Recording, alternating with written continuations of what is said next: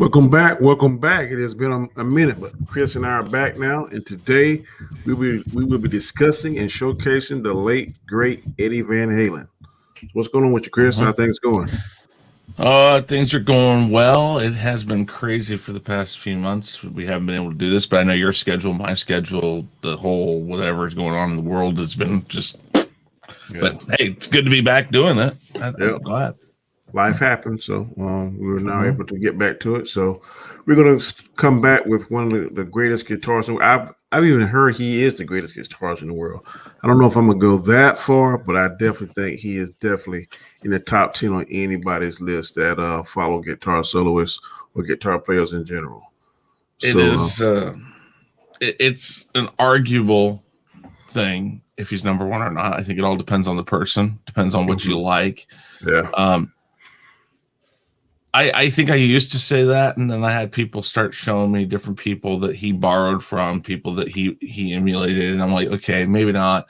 But I think he's like Michael Jackson. He may not have invented a lot of the things he did, but when he put them together, he was the first person to say, look at this. I'm going to put everything I know together, and you've never seen that. And that's what I think Eddie Van Halen is for guitarists. He's the Michael Jackson of guitarists. Speaking of Michael Jackson, didn't he do the solo on Beat It? Yes, he did. He later said jokingly, I don't think he ever had a problem doing it, but he came in, the time it took him to record it was the time you hear. He came in, they hit record, he did it, he left.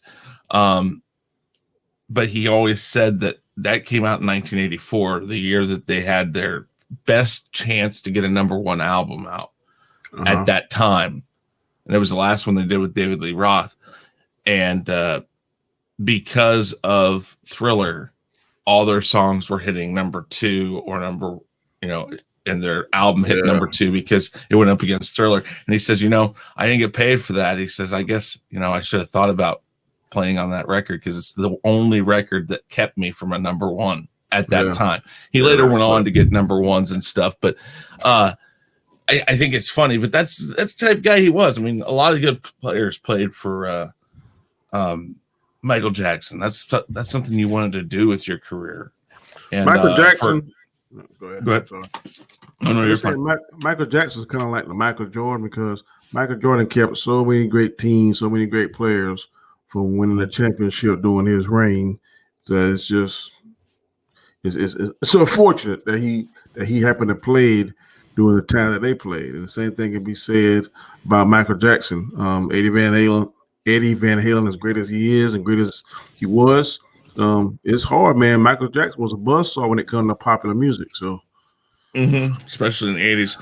But like I said, a lot of people felt that your career was solidified if you played with Michael Jackson, if you were asked to perform with him, if you opened for him, or in the case of like Weird Al Yankovic said he got a call from Michael Jackson. Michael Jackson told Weird Al Yankovic how much he loved his music, and he said, that's when I knew I made it, was when Michael Jackson told me he liked me. So for Eddie Van Halen, though, this kid came over from Europe on a boat, and the way they paid their passage was their father had a band on the boat, and they played with their father. Him and his brother did. So he knew the exact value of work.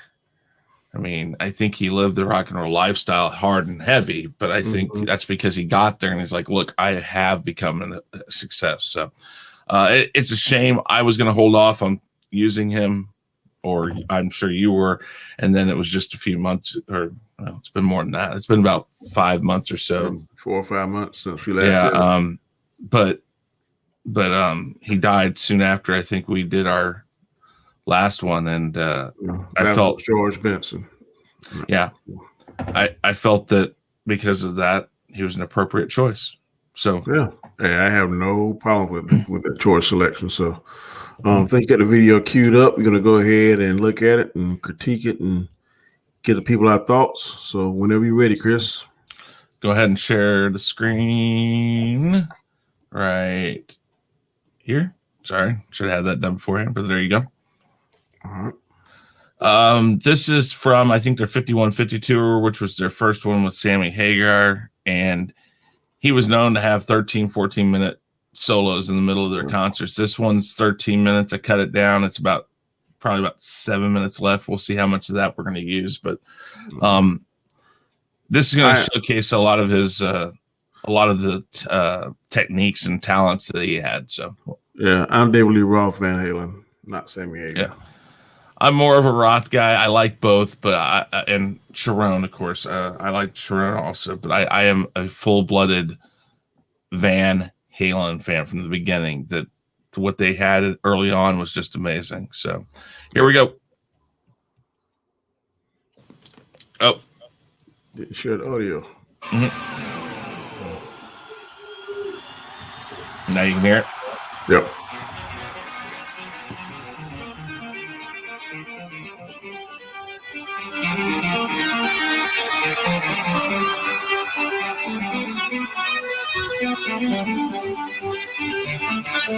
So he's using the volume knob. Yeah, because I'm gonna say I didn't see him picking it. No. So by tapping it, he's getting the tap out by turning it up and down. So it gives kind of like a keyboard sound. How the hell did he just come up with that? I wonder. I've never seen that technique used. That got like a violin or something. Mm-hmm.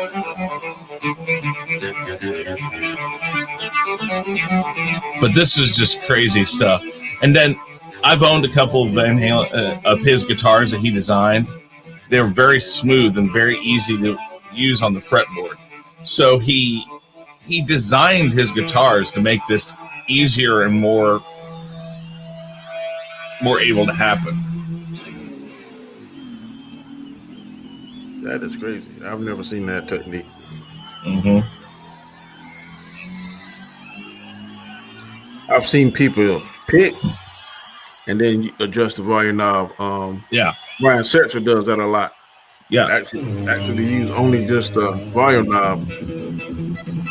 Oh, that's crazy right there. And he taps into the place for a harmonic. So you get a harmonic and a tap. That's that little high-pitched noise. That's the harmonic.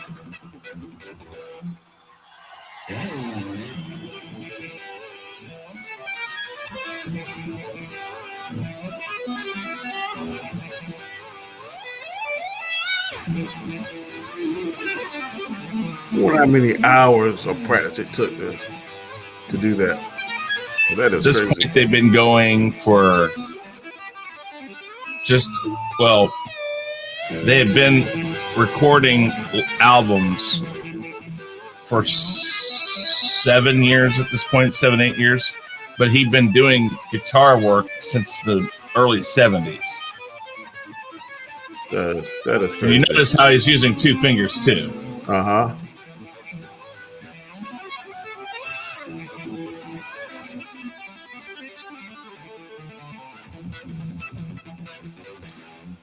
I wonder, can he only do that, or can he actually play any melody or song he wants using that particular style? I'm sure he could.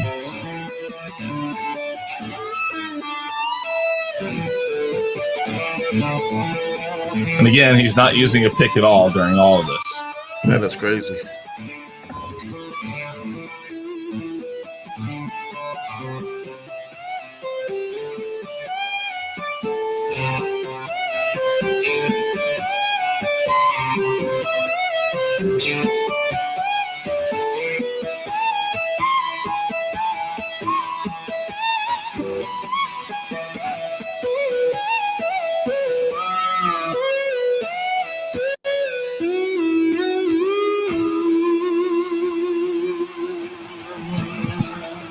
Okay, let's go for it.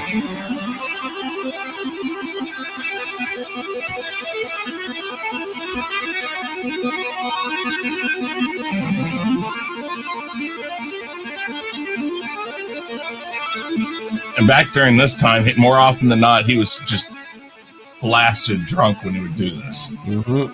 It's like he's feeling. It looks like he's feeling pretty good. Mm-hmm. I could be wrong. Don't want to judge a book by the apparent cover, but You like he ain't feeling no pain.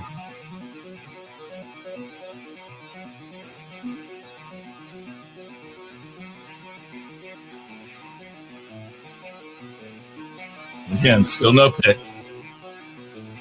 Was he was married to Valerie Bertinelli, was he? During this time he was. They didn't divorce until right about the time David Lee Roth came back and did the 2 songs with them for their greatest hits.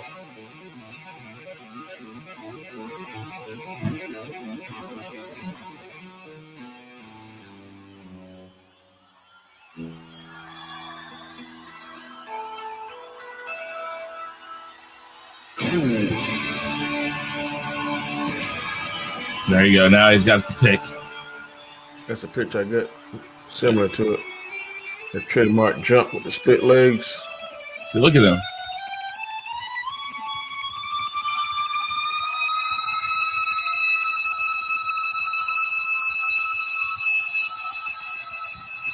For years, he would not turn towards a camera.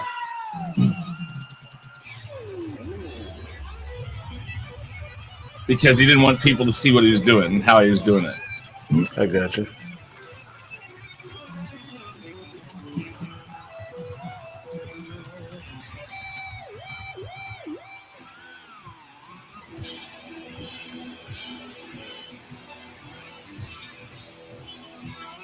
He's definitely awesome, bro.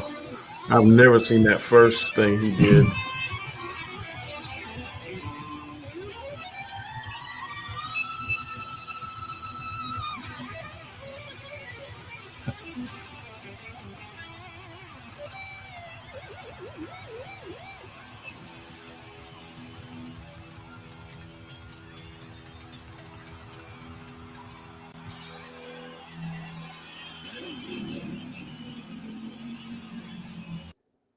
All right. That was awesome, man.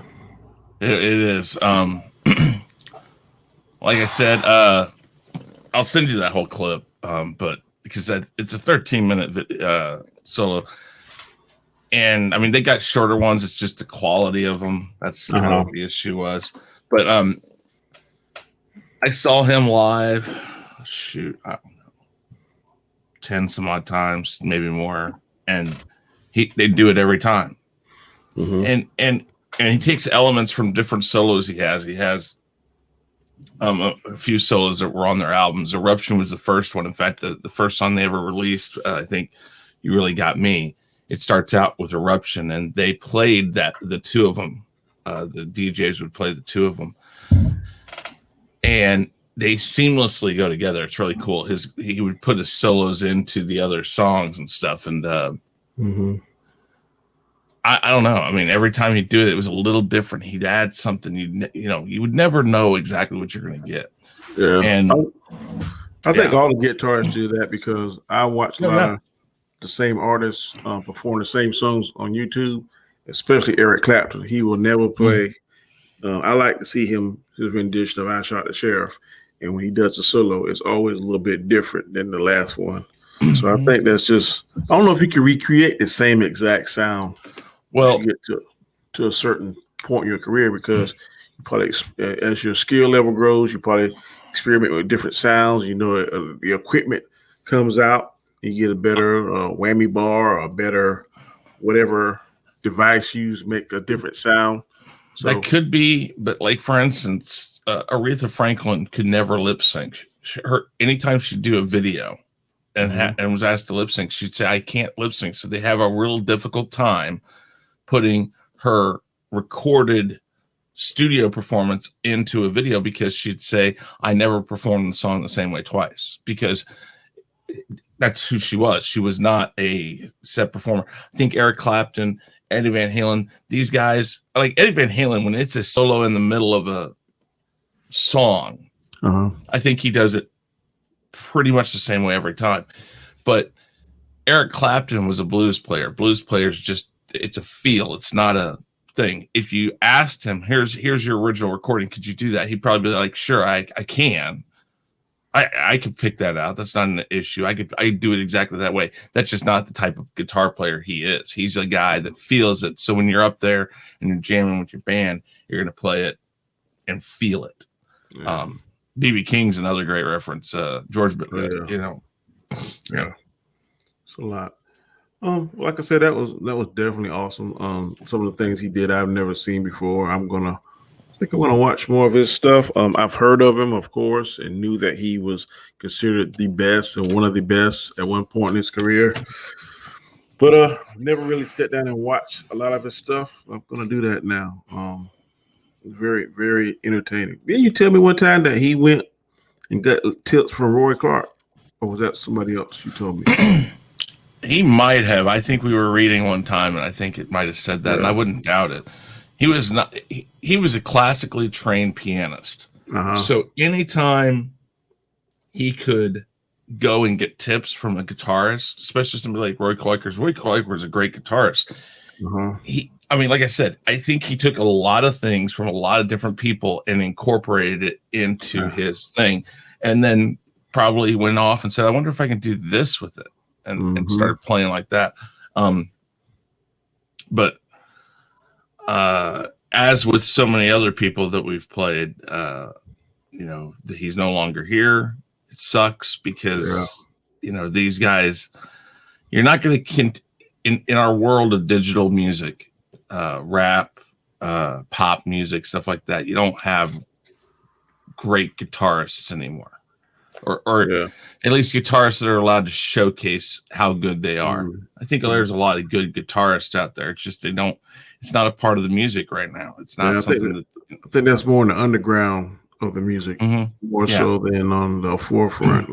So I definitely agree with you saying on that. Yeah. So I mean, it's gonna, one more down, and really sad. Well, this concludes episode 8. Like I said, we covered the great Eddie Van Halen, who is fantastic. His skill set is something I wish I had, but sadly I don't. But next week we'll be back, same time, same channel. Not sure who the guitars we'll be showcasing will be because it's my turn to pick. I got several in my head. I don't know who I'm going to pick, but Chris and I will be back at Sunday, same time, same channel. So please join us. We thank you for the support. Chris, anything you want to say before we go? No, support this show though, please. I like doing this, and it spreads music knowledge. Yeah. So please support us. Please sub to our channels. I am Comic Chat. This is Chris Knight of the Real Review 3000. We appreciate everyone that tunes in and support us. And until next Sunday, peace.